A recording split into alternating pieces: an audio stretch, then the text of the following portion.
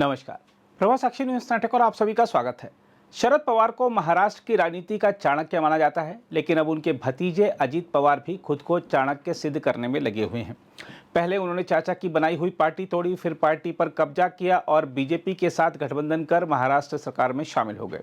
लोकसभा चुनाव में नतीजे अपेक्षा के अनुरूप नहीं आए तो अब अजीत पवार संभवतः पाला बदलने की सोच रहे हैं। ऐसा हम इसलिए कह रहे हैं क्योंकि पिछले साल भर के समय में लिए गए कई निर्णयों के लिए वह इस समय माफ़ी मांग रहे हैं। वह चाचा का अपमान बर्दाश्त नहीं करने की बात कह रहे हैं। वह कह रहे हैं कि बहन के खिलाफ अपनी पत्नी को चुनाव लड़वा कर गलती कर दी। वह मोदी सरकार की ओर से पूर्व में प्याज के निर्यात पर लगाए गए प्रतिबंध के फैसले को गलत ठहरा रहे हैं। इसके अलावा भी वह अपने कई वक्तव्यों और पार्टी नेताओं के बयानों के जरिए संकेत भेज रहे हैं कि यदि विधानसभा चुनाव से पहले सीटों पर समझौता उनके मन मुताबिक नहीं हुआ तो वह अलग राह अपनाने के लिए स्वतंत्र है। हम आपको यह भी बता दें कि हाल ही में सुनेत्रा पवार ने शरद पवार के घर जाकर उनसे मुलाकात की थी। महाराष्ट्र के उप मुख्यमंत्री अजीत पवार ने कहा है कि उन्होंने हाल ही में संपन्न लोकसभा चुनाव में अपनी पत्नी सुनेत्रा पवार को चचेरी बहन सुप्रिया सुले के खिलाफ उतारकर गलती की थी। महाराष्ट्र में साल के अंत में प्रस्तावित विधानसभा चुनाव से पहले मतदाताओं के बीच पहुंच बनाने की कवायद के तहत राज्य भर में जन सम्मान यात्रा निकाल रहे अजीत पवार ने कहा कि राजनीति को घर परिवार से बाहर रखना चाहिए। हम आपको याद दिला दें कि लोकसभा चुनाव में सुनेत्रा पवार ने महाराष्ट्र की बारामती सीट पर राष्ट्रवादी कांग्रेस पार्टी शरद चंद्र पवार की प्रत्याशी सुप्रिया सुले को चुनौती दी थी, जो अजीत के चाचा शरद पवार की बेटी हैं। हालांकि इस चुनाव में सुनेत्रा को हार का सामना करना पड़ा था, लेकिन बाद में वह राज्यसभा के लिए निर्वाचित हुई। हम आपको यह भी याद दिला दें कि पिछले साल जुलाई में अजीत पवार और उनके वफादार विधायक एकनाथ शिंदे के नेतृत्व वाली शिवसेना बीजेपी सरकार में शामिल हो गए थे, जिससे एनसीपी दो फाड़ हो गई थी। बाद में निर्वाचन आयोग ने अजीत के नेतृत्व वाले गुट को असली एनसीपी घोषित कर दिया था। दरअसल जुलाई 2023 में अजीत पवार ने अपने चाचा शरद पवार के खिलाफ बगावत कर दी थी और वह एनसीपी को तोड़कर बीजेपी शिवसेना सरकार में शामिल हो गए थे। अब अजीत पवार ने कहा है, मैं अपनी सभी बहनों से प्यार करता हूं, राजनीति को घर परिवार से बाहर रखना चाहिए। मैंने सुनेत्रा को चुनाव मैदान में अपनी बहन के खिलाफ उतारकर गलती की, ऐसा नहीं होना चाहिए था, लेकिन एनसीपी के संसदीय बोर्ड ने यह निर्णय लिया था। अब मुझे लगता है कि यह निर्णय गलत था। यह पूछे जाने पर कि क्या वह अगले हफ्ते रक्षाबंधन पर अपनी बहन के यहाँ जाएंगे, अजीत ने कहा वह अभी एक यात्रा पर हैं और अगर वह और उनकी बहनें उस दिन एक ही जगह पर होंगे तो वह निश्चित तौर पर उनसे मिलेंगे। उप मुख्यमंत्री अजीत पवार ने कहा कि उन्होंने केवल विकास और किसानों, महिलाओं और युवाओं के लिए कल्याणकारी योजनाओं के मुद्दे पर बोलने तथा अपने खिलाफ आलोचना का जवाब नहीं देने का फैसला किया है।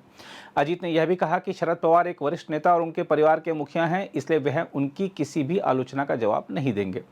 सत्तारूढ़ भारतीय जनता पार्टी और शिवसेना के शरद पवार को निशाना बनाए जाने के सवाल पर अजीत पवार ने कहा कि महायुति गठबंधन के सहयोगियों को भी समझना चाहिए कि वे क्या बोल रहे हैं।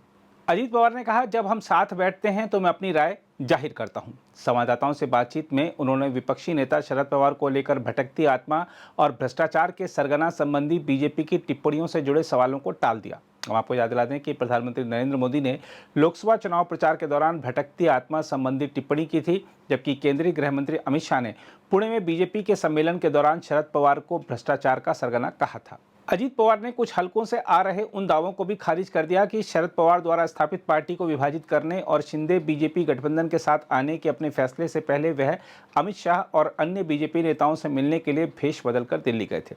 उन्होंने कहा कि वह ऐसा नहीं कर सकते। हम आपको यह भी बता दें कि महाराष्ट्र के उप मुख्यमंत्री अजीत पवार ने बुधवार को कहा था कि यदि भारतीय जनता पार्टी और शिवसेना ने उन्हें मुख्यमंत्री पद की पेशकश की होती तो वह पूरी राष्ट्रवादी कांग्रेस पार्टी को ही अपने साथ ले आते। अजीत पवार ने वर्तमान मुख्यमंत्री की जीवनी योद्धा कर्मयोगी एकनाथ संभाजी शिंदे के विमोचन के अवसर पर मजाकिया लहजे में कहा कि राजनीति में वह मुख्यमंत्री शिंदे और उप मुख्यमंत्री देवेंद्र फडणवीस दोनों से वरिष्ठ हैं। हम आपको बता दें कि इस कार्यक्रम में शिंदे और फडणवीस भी मौजूद थे। अजीत पवार ने कहा, सभी आगे निकल गए और मैं पीछे रह गया। उन्होंने कहा कि पूर्व मुख्यमंत्री फडणवीस पहली बार 1999 में और शिंदे 2004 में विधायक बने थे, जबकि वह पहली बार 1990 में विधानसभा के सदस्य बने थे।